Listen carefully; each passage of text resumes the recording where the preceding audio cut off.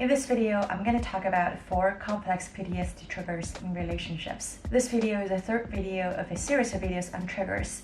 I have already published the first 2. I'm going to put the links down in the description box if you're interested. If this is your first time here, hello, my name is Ran. I am a trauma healer and educator. In this channel, I mainly talk about attachment and complex PTSD. So let's jump right into it. It doesn't matter if you're identified with being codependents, love addicts, narcissists, or with insecure attachment styles. No matter how hard we try to pretend the problem is not there, no matter how hard we try to avoid those problems, relationship is the biggest trigger if you have adverse childhood experience. Because in relationships, old trauma gets activated with or without our conscious control. Starting with trigger number 4, which is when your partner is seeking closeness or when you sense that someone is coming on to you. I'm going to explain this from attachment theory. So if you are anxiously attached, on the surface you think, well, I love intimacy. I want to get closer and the closest I could ever be. But subconsciously, you choose those unavailable partners because deep down, you are afraid of intimacy to the bone. For the avoidant type, the fear is more conscious. So they are just covertly scared of intimacy. Whenever they sense that people are coming on to them, they're going to run away out of the fear of engulfment. So they do this to maintain the sense of identity themselves. At the beginning of a relationship, when things are kind of casual, like it's not seriously committed, we're okay, we're just natural. But when you notice the other person shows the slightest intention to get closer to you, or you sense that they start to exhibit genuine affection and admiration for you, things just become weird. Then you get triggered of this conflicting impulses and emotions. On the one hand, you feel disgusted. You feel like, well, don't get close to me, just leave me alone. Get away, You couldn't stop this icky feeling with contempt, with the impulse to run away. On the other hand, you feel like a bad person. You generally feel bad for the other person too. You feel like, well, they didn't do anything wrong. They just like me. They just admire me. There's nothing wrong with them. But why am I behaving this way? Why am I conflicted and tortured by this? Paraphrase from David Walling. So I have this credulous trust and stubborn mistrust. It prevents us from having a congruent sense of self and what it does to us. It shows up as we swing between extremes in terms of our emotions, behaviors, or attitudes. And what is the conflicting emotion? So the conflicting thought is that on one hand, we consciously know, like we try to comfort ourselves. We tell ourselves, well, people are not that bad. They generally have good intentions. They're okay. So I don't need to be afraid. But subconsciously, we have another yet deeply rooted and stubborn belief that people can drain me, they're gonna engulf me with their emotions, so I need to run away to maintain my autonomy. Even if that it gets triggered most in romantic relationships, but it's not exclusive to romantic relationships. It happens in all types of relationships. So it shows up in our behaviors like hesitance to invitations, making up excuses to not go, or just turning down the invite last minute, or just ghosting. I couldn't tell you how many friends I bailed just because I feel like if they genuinely tried to establish connections with me, I would just instantly, I'm out, I don't want to see this person anymore. Just stop inviting me to your parties, stop inviting me for dinner. I don't want to join any of that. Leave me alone. So it's very important to know that fear of intimacy is not exclusive to avoidant personality. It also shows up in people with complex PTSD. If we have gone through repetitive mini relational traumas in our childhoods, because that's how we learned how relationships are supposed to be. If we're not treated well, if we don't get enough nourishment, or if we don't feel safety in relationships, it shows up in our adult relationships. It shows up in our subtle fear or even covert fear of intimacy when people come on to us. Due to this mistrust, I don't believe that my grandmother genuinely loves me. Every time she approaches me, I feel angry and disgusted because I think she loves me due to her leftover feeling for my deceased mother.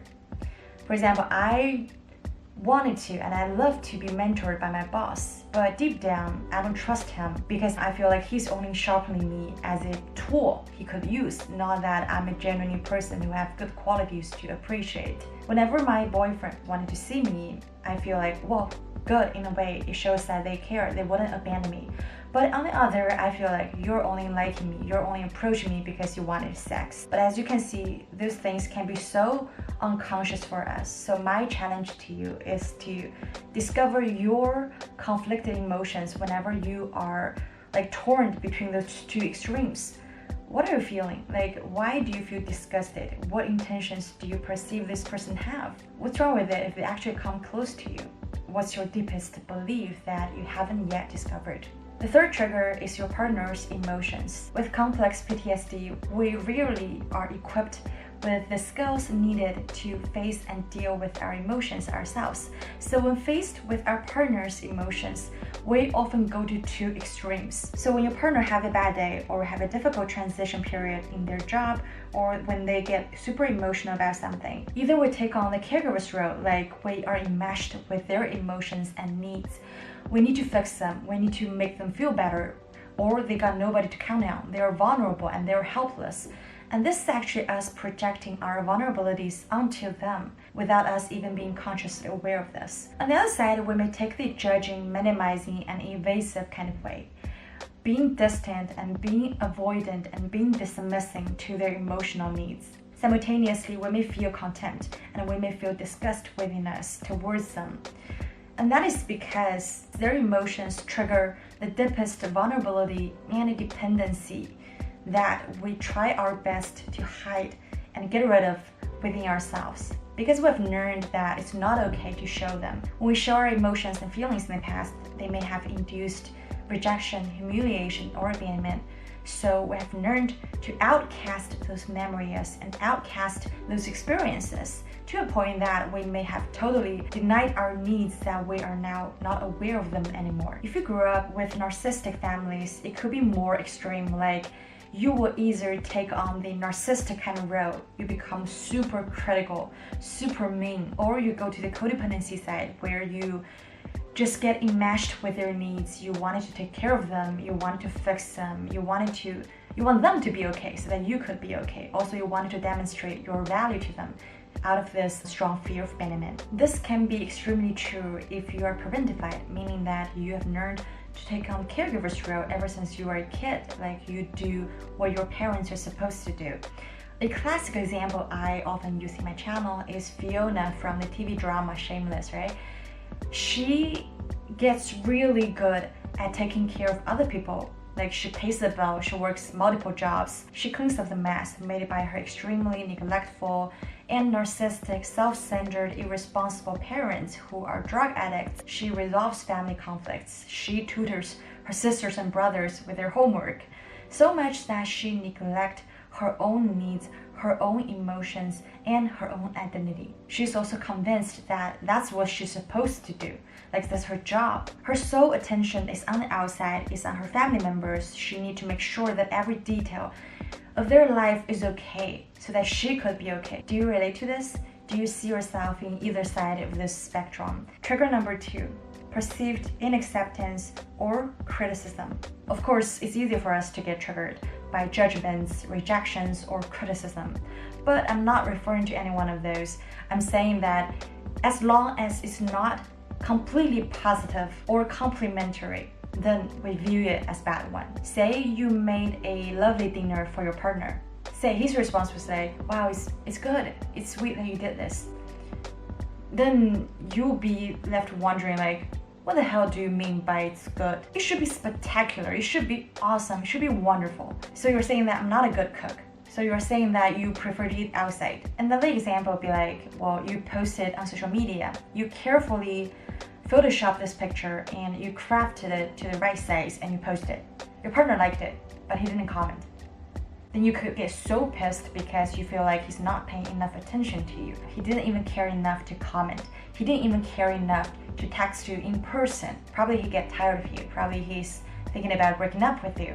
People with complex PTSD often have very rigid black or white thinking towards perceiving things. For example, like, I'm either fabulous, I'm awesome, I'm this amazing human being, I'm so precious, or I'm just completely worthless, useless, unlovable, disgusting.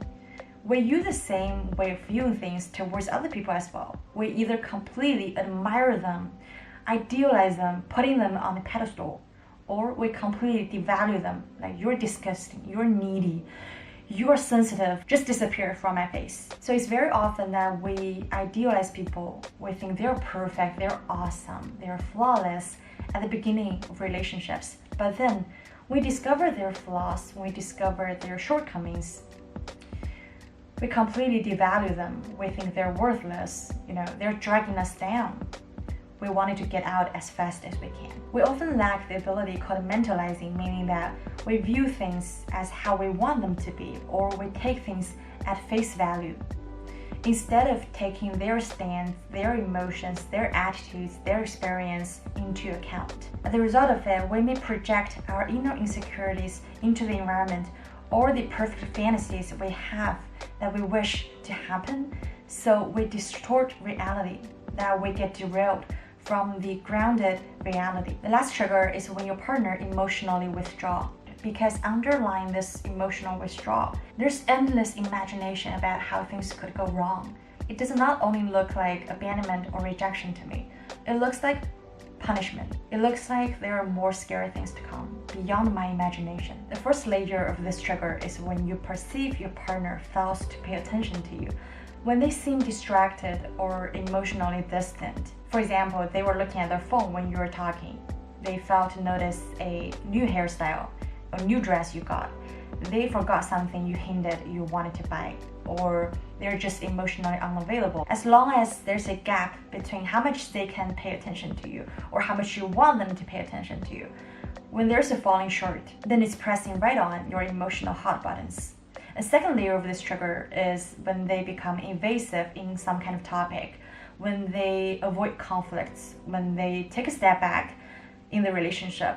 It can create a lot of anxiety, a lot of shame, sadness, and anger in the relationship, especially for the anxious, preoccupied, because it reminds us of the times in our childhood when we failed to be taken seriously, when our parents neglecting us, rejecting our needs. I remember vividly when I was 8 years old, my father got a new girlfriend.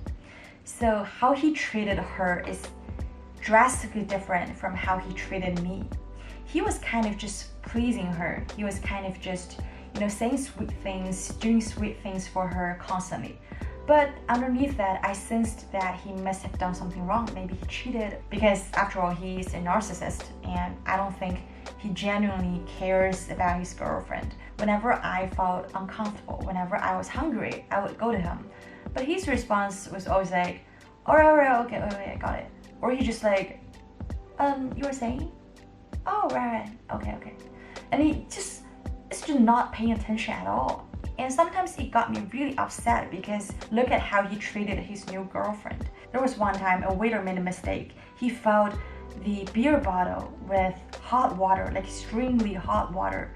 And he brought it to me, and that bottle just shattered on my bare leg. Imagine how painful it was for me. And my father's response, he was like, oh my God. He acted that way because he was in front of his employee. He was just trying to show what a good dad he was, but he wasn't caring at all. He patted me on my leg for a few times. He was like, oh, do you feel better now? And then 3 minutes later, he was just doing something else. He was chatting with his employees. He just completely forgot about me. Imagine how scared, disappointed, and sad and angry I was. I was also extremely alone in my painful experience. That is why I often talk a lot about no reply anxiety in my channel, because I think this is something that is not talked about in our community. I wanted to just bring it to your awareness that it's not that you are weird, it's not that you are sensitive. So don't ever feel ashamed of yourself, given what we've gone through. If you're interested in watching 4 vulnerability triggers, I have a video about it. I'm gonna put it up here. I'll see you next time. Bye bye.